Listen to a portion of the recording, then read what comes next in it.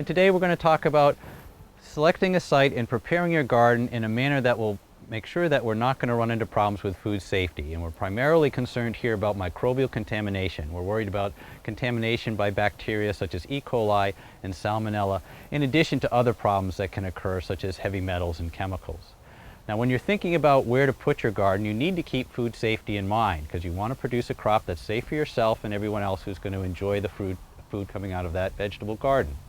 So one of the things you want to do is make sure when you're siting the garden, you have the garden away from potential danger points. So you want to be away from septic systems. If you're doing a school garden, you want to be away from dumpsters or where the trash is normally kept. And you want to be away from any manure piles or compost piles that might be close by. What you want to be especially aware of is where the water runs from these things after a heavy rain. So if water is running off from your manure pile or your dumpsters and could potentially get into the garden spot, you need to either change the location of one or the other so that you're not getting that potential contamination. Once you've sited the ground, you want to have a soil test done, not only to determine what nutrients that ground needs, but also to make sure that there aren't any heavy metal problems there, like lead or cadmium, that could become a problem. This is especially an issue where you might be near an old building site that might have had lead paint or old piping or plumbing or something in it. So have a soil test done, make sure the soil is safe before you establish the garden there. Once you've got the site and you're starting to work that soil up, you need to think about the amendments you're putting in the soil.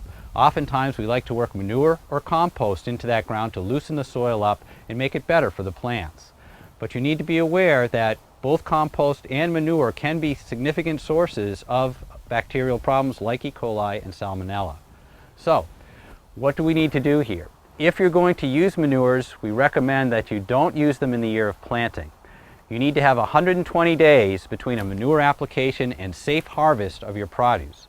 So what that means here in Maine is that if you're going to use manures, they should be applied in the fall after you've harvested the previous crop and worked into the soil. Then we can plant the next spring and harvest our crop the next year, and we'll be safe. We don't use manure during the growing year, we don't use it as a side dress, and manure should always be incorporated. Your other option is to not use animal manures at all, but perhaps just go with compost. Now, compost can be a safe product, but if you're making the compost yourself on a school ground or in a home garden, chances are you're going to have a very difficult time making that product safe. In order for compost to be free of microbial contaminants, it needs to reach a temperature of 140 degrees and hold that temperature for 3 days. It's very difficult in a small compost pile to get the bulk you need and get that level of activity up where you can keep that heat. In fact, you need 27 cubic feet of compost cooking in order to reach those temperatures. So, I'm not trying to discourage you from composting. Composting is a great idea and it's a great material to use. But unless you can get those types of temperatures and make it safe, then you should treat it the same way you treat manure. That is, apply it in the fall, incorporate it into the soil, and then you can plant next year and harvest from it next year. But don't use it as a mulch and don't use it as a side dress during the regular year because of that potential for microbial contamination.